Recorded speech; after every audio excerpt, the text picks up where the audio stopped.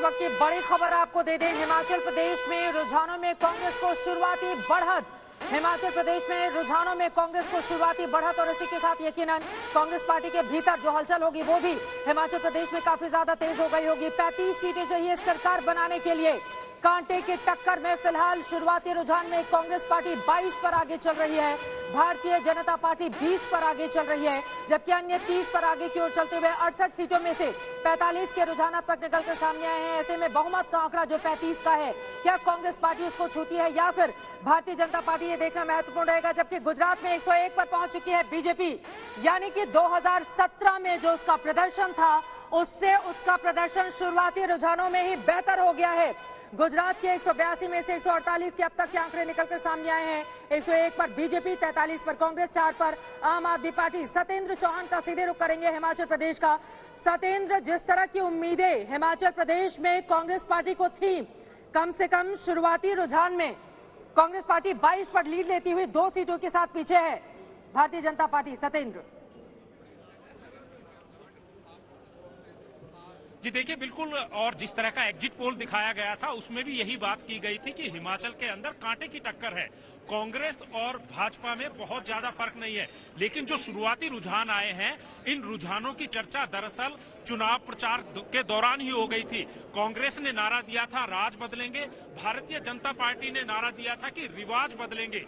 अमूमन हिमाचल का इतिहास ये रहा है कि हर 5 साल के बाद यहाँ पर सत्ता बदली है, लेकिन इन चुनावों में प्रधानमंत्री मोदी से लेकर भारतीय जनता पार्टी के तमाम बड़े नेताओं ने हिमाचल में न सिर्फ चुनाव प्रचार किया बल्कि वो हर कोशिश की जो कि चुनाव जीतने के लिए जरूरी होती है। फिलहाल तस्वीरें में मुख्यमंत्री निवास की दिखाता हूं। यहाँ पर चहलकदमी शुरू हो गई है। जयराम ठाकुर मुख्यमंत्री आवास के अंदर हैं और लगातार पल पल की जानकारी वो भी टेलीविजन सेट पर ले रहे हैं। यहाँ पर अब 1-2 गाड़ियों का आने का सिलसिला भी शुरू हो गया है। लेकिन चित्रा, एक बात बता दूं, ये चुनाव हिमाचल में जो अब की बार हुआ है, पिछले जितने भी चुनाव हुए हैं उन सबसे दिलचस्प है। और एकदम हिमाचल का इतिहास आप उठाकर देखिए, एक तरफा होती है।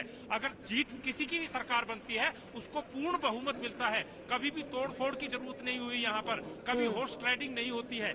लेकिन इन चुनाव में कांग्रेस ने डर जता दिया है कि बीजेपी हॉर्स ट्रेडिंग करेगी, हमें अपने विधायकों को सुरक्षित रखना होगा। तो भारतीय जनता पार्टी की तरफ से मुख्यमंत्री जयराम ठाकुर को सफाई देनी पड़ी। बीजेपी अभी से ही इसे बड़े तरीके से प्रोजेक्ट कर रही है कि हम इस बार टक्कर दे रहे हैं।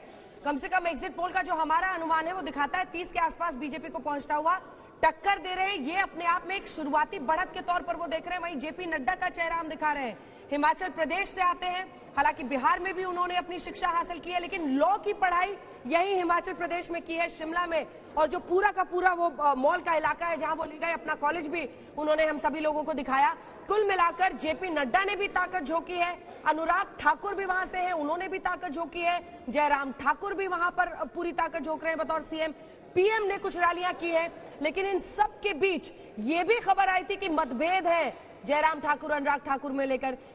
बागियों ने इस बार नाक में दम किया है, मोदी जी को खुद उनसे फोन पर बातचीत करनी पड़ी।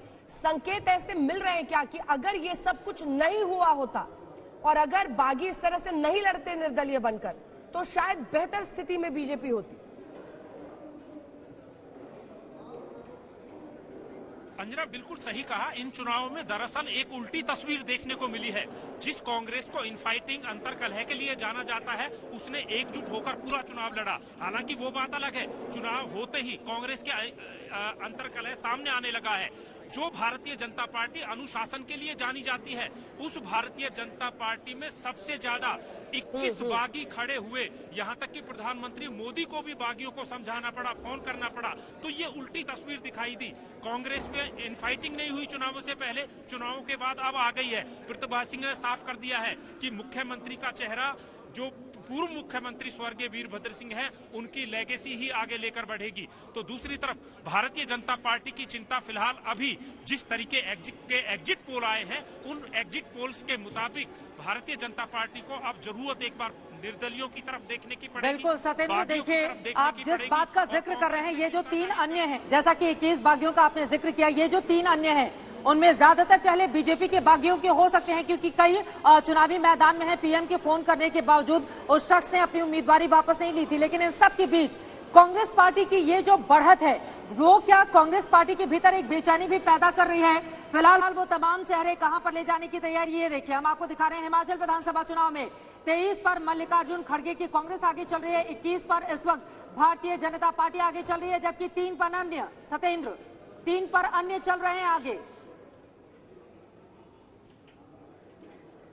देखिए सबसे बड़ा रोल अब ये अन्य निभाएंगे और जैसा कि एग्जिट पोल में भी 4 से 8 अन्य की बात कही गई है। अगर 4 से 8 अन्य आ जाते हैं तो ये अन्य अगर भारतीय जनता पार्टी के खेमे में चले जाते हैं तो उनकी सरकार बन सकती है, अगर कांग्रेस के खेमे में चले जाते हैं तो उनकी सरकार बन सकती है। लेकिन कांग्रेस की चिंता अभी फिलहाल इन अन्यों को संभालने की नहीं है। कांग्रेस की चुनौती और चिंता ये है कि अगर उनके विधायक चुनकर आते हैं तो सबसे पहले अपने विधायकों को ही सुरक्षित कैसे रखा जाए, और इसके लिए कांग्रेस ने प्लान बी ये बनाया है कि संगठन के से जुड़े हुए व्यक्ति हर उस संभावित जीतने वाले उम्मीदवार के साथ खड़े होंगे और जैसे ही वो कलेक्टर से जीत का सर्टिफिकेट लेगा उनको गाड़ी में बिठाया जाएगा और हिमाचल के अंदर किसी गुमनाम जगह पर तमाम विधायकों को एकजुट किया जाएगा। उसके बाद से भूपेंद्र हुड्डा और भूपेश बघेल के साथ शायद इनको राजस्थान या छत्तीसगढ़ ले जाया जा सकता है। इस तरह की प्लानिंग कर ली गई है।